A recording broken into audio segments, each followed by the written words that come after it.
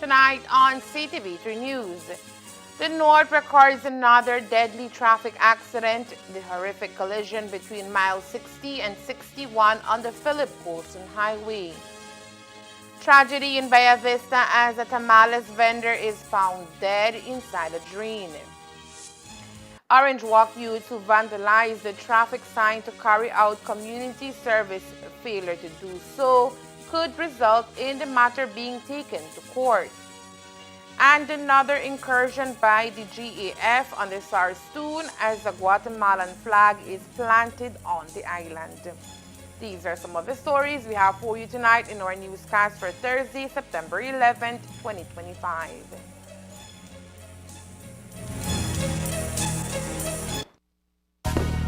Celebrate Belize's 44th independence anniversary with us. Join us this September as Belize shines brighter than ever. Be part of the excitement and showcase your business to thousands of viewers during our live coverage of these spectacular events. September 19th, Children's Rally. September 13th, Carousel Carnival. September 20, Flag Raising Ceremony. And September 21st, the Citizens Parade. Everybody jump and wave. Show me 1,000 and just show me 1,000 and Maximize your visibility. All events will be broadcast live on Channel 53 of Centaur Cable Network, available on the Express Plus app and streamed across our popular social media platforms, including CTV3 News, Fiesta FM Radio, and Despierta Belize. Get more value for your advertising dollar, reach a wider audience, and be part of Belize's most celebrated month. Contact us today at 670-9177 for more information. Get ready, Belize! September is here and we're turning up the celebration. Belize is turning 44 and we're bringing the party straight to you with a lineup of unforgettable events that you simply can't miss. September 13th, Carousel Carnival. September 19th, Children's Rally. September 20th, Flag Raising Ceremony. And September 21st, the Citizens Parade. We're bringing it all to you live. No matter where you are, catch every moment on Channel 53 of Centaur Cable Network, the Express Plus app, and across all our social media pages, CTV3 News, Fiesta FM Radio, and Despierta Belize. No need to go anywhere. Just sit back, relax, and celebrate Belize's 44th birthday with us.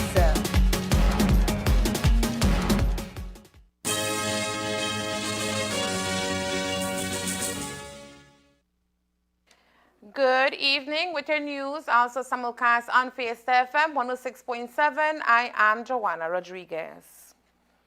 What should have been a day of national celebration turned tragic for one Orange Walk family when a deadly road traffic accident claimed the life of their loved one. On Wednesday, September 10th, as Belizeans across the country marked St. George's Key Day, a horrific collision unfolded between miles 60 and 61 on the Philip Coulson Highway. The crash left 44-year-old Olga Imelda Chi, a domestic of San Luis Village, dead at the scene, and several others, including children, hospitalized. Chi was behind the wheel of a Hawk Mahindra pickup with 19-year-old Alva Magania of Yoke Creek Village as her passenger, when the vehicle reportedly lost control and slammed head-on into a Nissan Frontier. The force of the impact ripped both vehicles apart, scattering debris across the highway. She was ejected from her vehicle and died instantly. Her body was found several feet behind the mangled Mahindra pickup. The Nissan Frontier was driven at the time of the accident by 34-year-old Sergio Jair Cantun of a San Jose Nuevo Palmar village. He was pinned behind the steering wheel, while his wife, 37-year-old Yahaira Mai, and their two children were also inside at the time. All four sustained varying injuries and were rushed to the Northern Regional Hospital. The two wrecked vehicles come to rest more than 100 feet apart, both crumbled beyond recognition, a haunting sight for motorists traveling the highway on what should have been a festive holiday. Police are investigating the circumstances that caused her to lose control of the pickup. Canton has since been served with a notice of intended prosecution as investigations into the deadly accident continues. Authorities have launched an official inquiry following the discovery of a local resident's body in a drainage canal in the village of Bella Vista in the Colito district, raising concerns over a recent surge in violence in the area. Arando Pope, a 38-year-old vendor known for selling tamales, was reported missing earlier this week. His wife, Edita, notified police on the morning of September 10th after he failed to return from a business trip to Placencia village the previous day. According to her, Pop had left Tuesday, September 9th, but did not arrive home as expected. The investigation took a grim turn when Pop's body was later found in the drain on 14th Street in Bella Vista. Reports indicate that Pop's body was discovered alongside his motorcycle, cell phone, money bag, and cooler.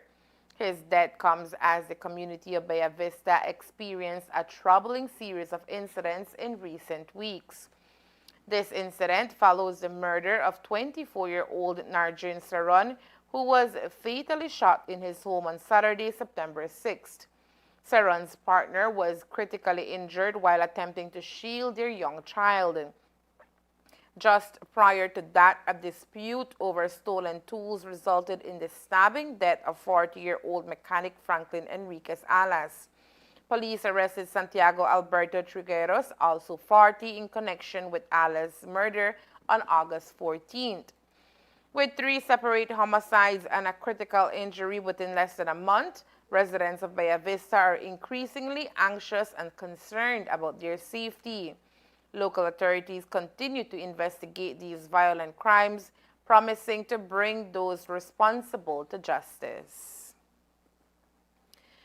Early Wednesday morning, around 3:10 a.m., police responded to a report of an assault that occurred the previous night involving a tenant and his landlord.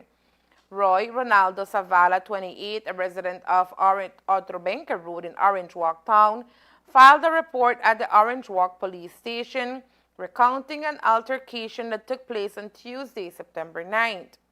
According to Zavala, the incident occurred approximately at 11 p.m. and involved his landlord, Estela Reyes.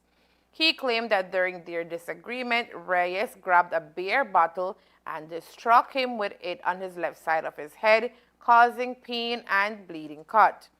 The doctor certified the injury as a wound, confirming the report of assault. Police promptly visited the scene of the incident and detained Reyes, 59.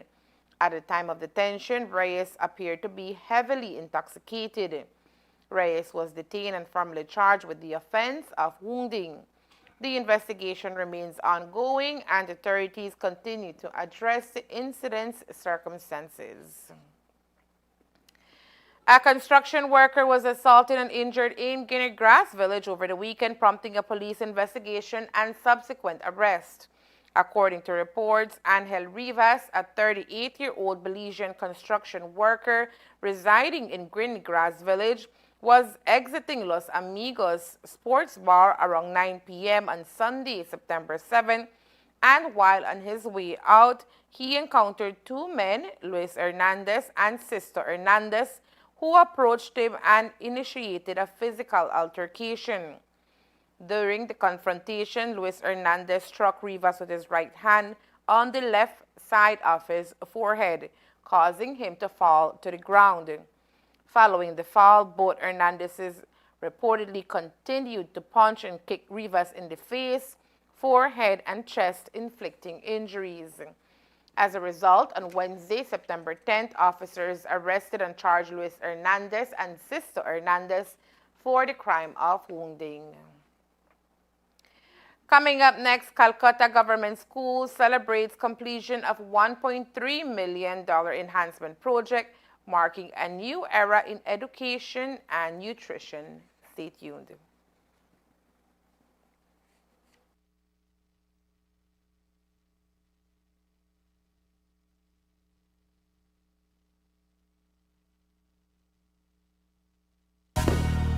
Celebrate Belize's 44th independence anniversary with us. Join us this September as Belize shines brighter than ever. Be part of the excitement and showcase your business to thousands of viewers during our live coverage of these spectacular events. September 19th, Children's Rally. September 13th, Carousel Carnival. September 20, Flag Raising Ceremony.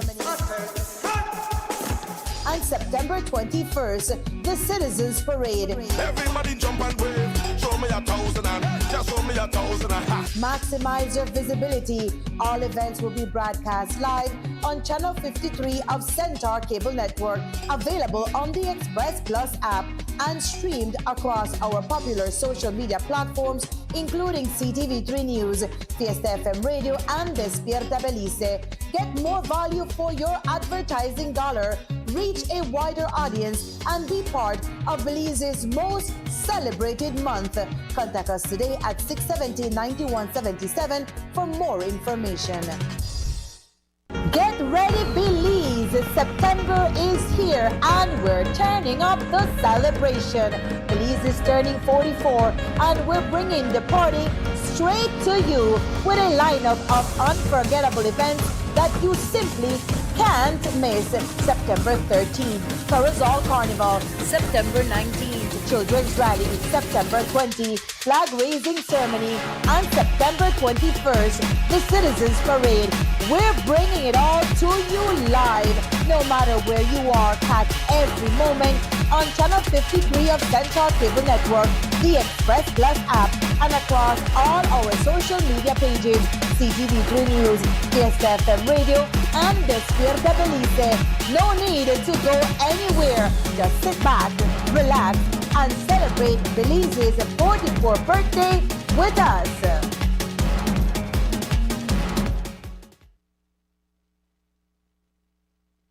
As Belizeans across the country commemorated the Battle of St. George's Key on September 10th, a daring action by Guatemalan heightened tensions in the southern region.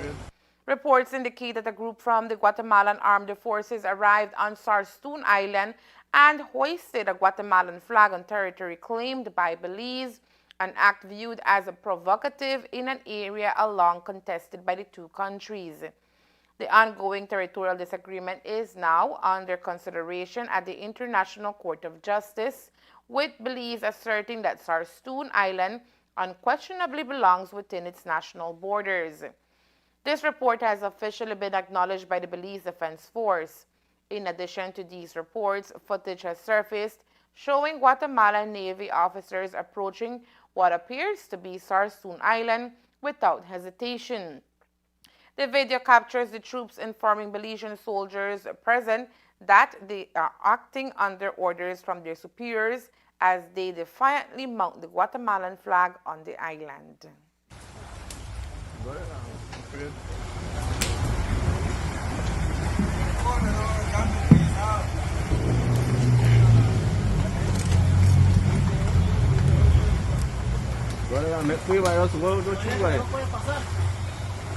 Lo bajan o lo bajamos nosotros, amablemente.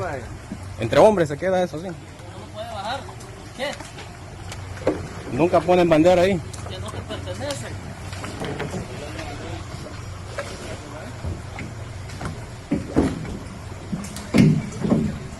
Ya come back, bye. Ya come back.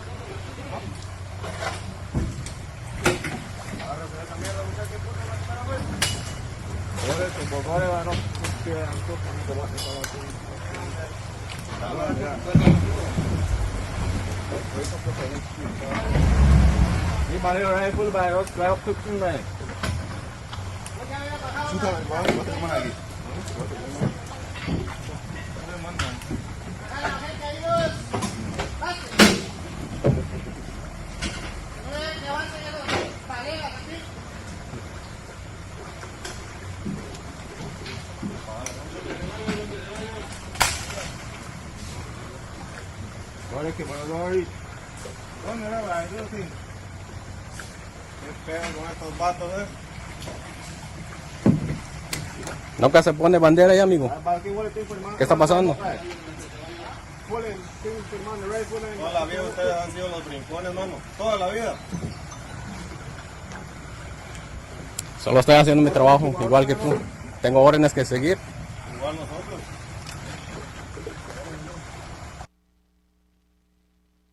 The government of Belize responded swiftly to the situation, confirming that tensions along the Sarsoon River were diffused on Wednesday, September 10th, following urgent interventions by the Ministry of Defense and Foreign Affairs. High-level talks between senior officials from both countries were immediately initiated, during which Belize strongly objected to the illegal placement of the Guatemalan flag on the island, asserting that Sarsoon is sovereign Belizean territory.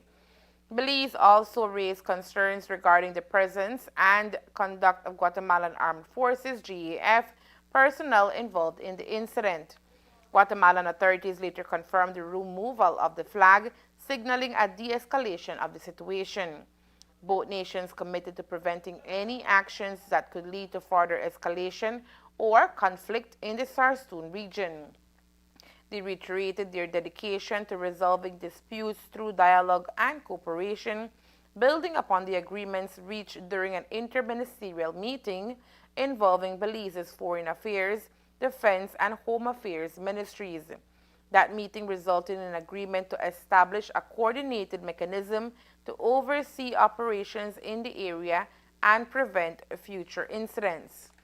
Furthermore, Belize announced plans to lodge a formal protest at the highest diplomatic levels, condemning the violation of its territorial sovereignty and the aggressive actions taken by Guatemalan forces.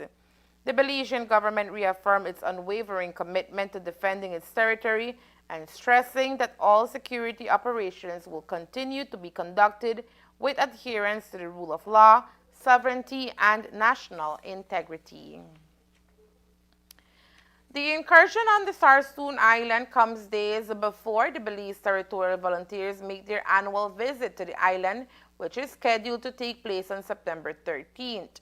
Today, Will Mejia, the founder of the Belize Territorial Volunteers, voiced his worries regarding the timing and the consequences of the incursion, highlighting that it sends a troubling signal to both Belizeans and the global community. The Guatemalans, they have been bullying us for years and years, and we tried to sweep it under the rug. Just a few weeks ago, they were in front of Hunting Key. They came in, they flexed their muscle. Just now, as I was coming in, as you can see, I'm still by my boat. And the Guatemalan Navy is right in front of Barranco, right in Belize waters. You can see the Cerro Hills from it. I will show it to you, and I will send you the videos. But they're there. They're just flexing their muscles. Like they have no regard for Belize's sovereignty. As for Saturday's trip, Mejia says the BDF have been informed and the BTB and its members will not be deterred by the Guatemalan army. So we will be going there on Saturday, and we will see what will happen. But we are not being deterred by the Guatemalan Armed Forces invasion, and they continue to violate our sovereignty. And it's time for us to do something about that. And again, I call and address the OAS. I call and ask for people like Assad Schuman. Where are they now? Before the ICJ, they were all over the place, convincing us that once this thing was in the hands of the ICJ, like nothing like this would happen. And look what is happening now. We have told the BDF of our plans to go to the Sarsoon. They have acknowledged our request and given us the green light a few days ago. I have not heard from them today since this incident, but we will wait and see. But by any means, unless the government says, hey, that is not Belize's territory, we are going because we know where the border is, and we will stay inside Belize's territory. Students and teachers of the Calcutta Government Pre-Primary and Primary School in the Corozal District are celebrating another milestone with the completion of the final phase of the school's enhancement project under the Social Investment Fund CTV3 initiative. The project, valued at $1.3 million Belize dollars, has transformed the campus over the past 2.5 years. The first phase, completed and inaugurated in 2022, delivered a modern 2-story ferro-concrete building that houses 5 classrooms, a computer laboratory, a staff room, offices, bathrooms on both floors, a ramp and staircase, a kindergarten classroom, and a kitchenette.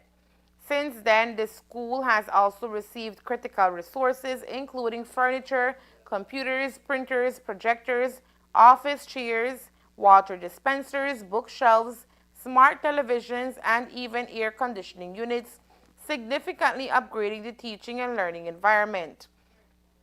Today, the project reached its culmination with the handing over of kitchen equipment and additional learning tools. Donation included refrigerators, stoves, microwaves, blenders, mixers, cookware sets, rice cookers, frying and baking pans, along with speaker systems and television. This final contribution will enable the school to move forward the plans to establish a school feeding program, ensuring students not only learn in a modern environment, but also benefit from proper nutrition. Principal Virginia Eck described the occasion as a turning point for the institution, saying the project has allowed the school to grow by leaps and bounds since its inception.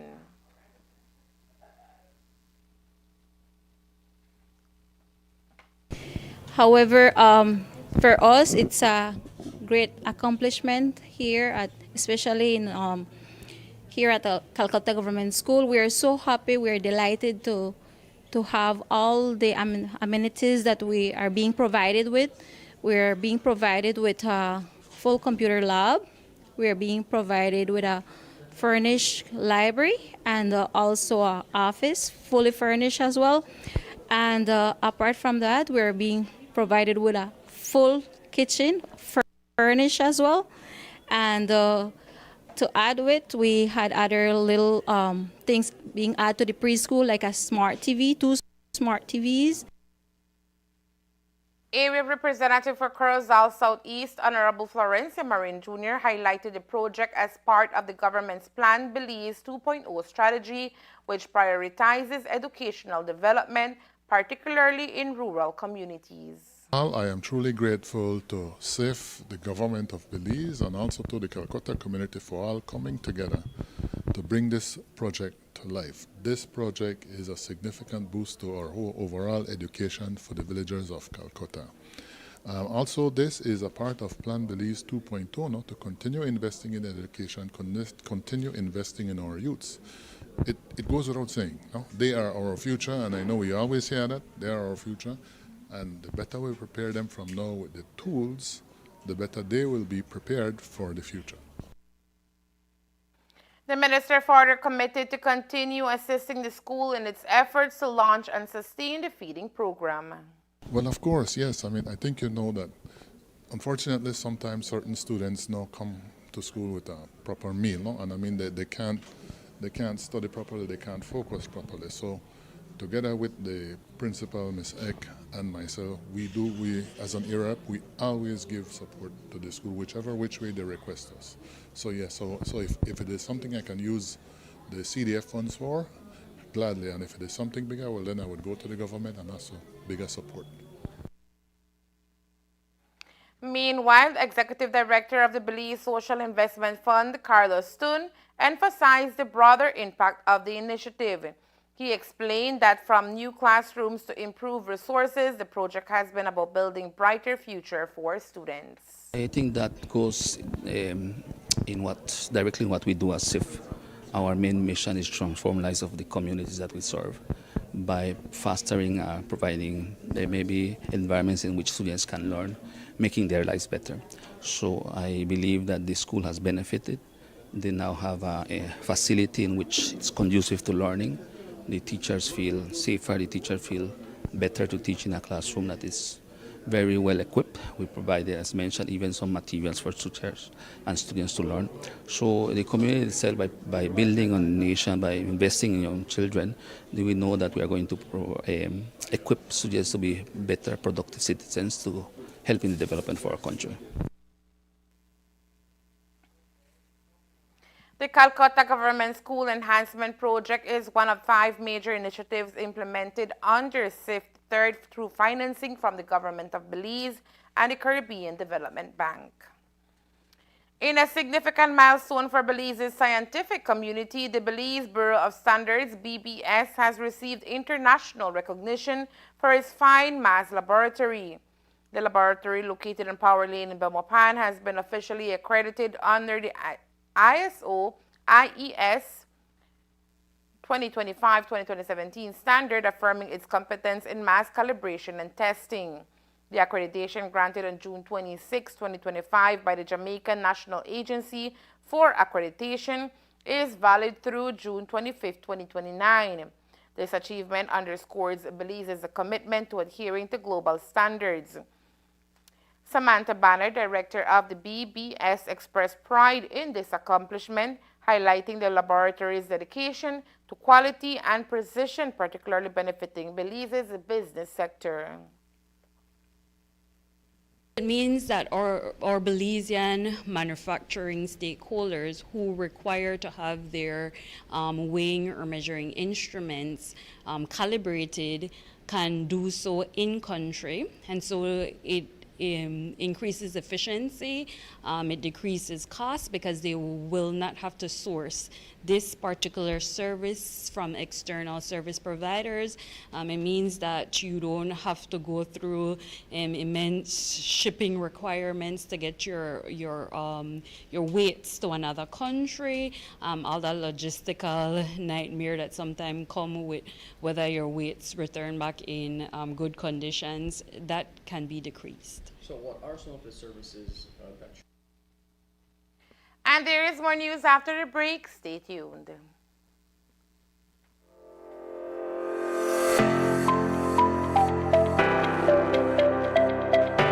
It is truly a proud and historic moment for us here in San Ignacio.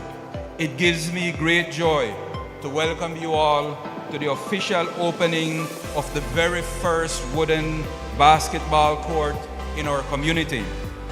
The cost of the project in completion was about $200,000. Honorable Mala was willing to assist us with this project. This is a huge, huge investment for us. There can be serious development through sports, especially if the right foundation, having the right facilities are in place. Then the programs follow. We can't put the carriage front of the house by having the programs, but we only have outdoor facilities. Belize rain 6 months out of the year, and having outdoor facilities is just not enough. Our focus is going to be on education because that's a part of using sports as a vehicle to get as many of our athletes to international schools to play football, basketball, volleyball, track, whatever it is. The other thing is health. 33% of our people are afflicted by diabetes, hypertension, or some ailment like that. And those things can be prevented. So we want to create again the facilities where people can go exercise, have fun.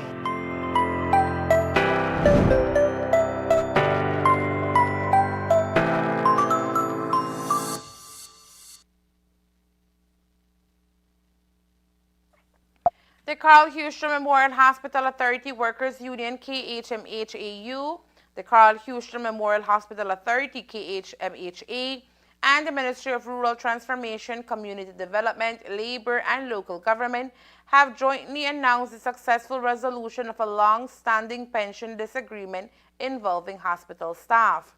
The issue, which was formally brought to the minister's attention in June 2025 under the Settlement of Disputes in Essential Services Act, centered on disagreements over pension eligibility for employees who served between 2001 and 2017.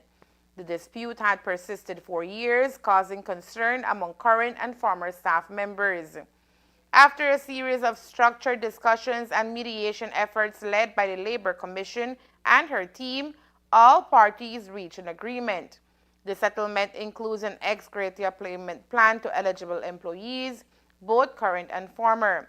Under the terms, qualifying staff members who are still employed will receive their payments by December 31st, 2025, while former employees will be compensated by December 31st, 2026 upon providing proof of employment. To maintain fairness and transparency throughout the process, a joint committee comprising 3 representatives from KHMHA, management, and 3 from the union has been established. This committee will oversee the verification of the list of eligible employees, ensuring accountability and fostering trust in the resolution. This achievement highlights the importance of open dialogue and cooperation in resolving complex workplace issues within essential services.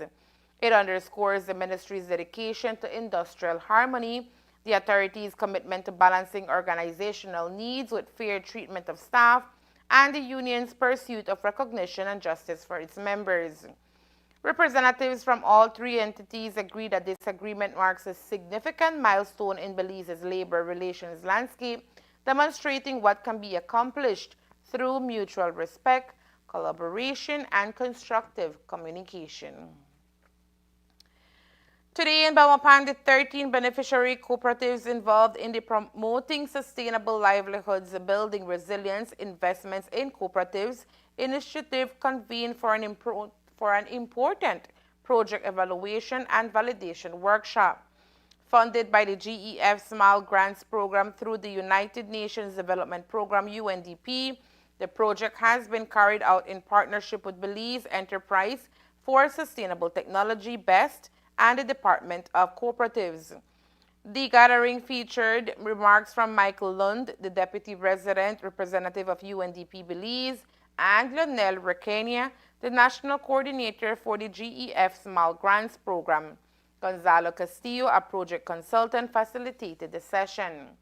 Key objectives of the project include assisting each of the 13 cooperatives to upgrade and expand their operations through targeted capital investments in eco-friendly small-scale development projects, increasing the income of these cooperatives by 50% compared to their earnings during the peak of the COVID-19 pandemic, strengthening the management and leadership skills of 130 cooperative members through training in entrepreneurship, organizational development, gender equality, and women's empowerment, and revamping governance structures to promote greater inclusion of women and youth within the cooperative's leadership. With a total budget of $644,000, of which $300,000 was contributed by the donor for procurement of equipment and materials, the remaining funds supported technical assistance from implementers and in-kind contributions from the cooperative members. Looking ahead, the Department of Cooperatives anticipates continued collaboration with GEF Small Grants Program, UNDP, and BEST to further support small producer cooperatives across Belize. And that's the news. We invite you to join us for another newscast on Friday, September 12th, here on CTV3 News and Fiesta FM 106.7. Remember that to read a text version of the news, you can visit our website at ctv3belizenews.com. You can also log on to our Facebook page for current stories at facebook.com/ctv3belizenews or our YouTube channel at CTV3 News BZ. From all of us here at CTV3, thank you for watching and listening. Good night.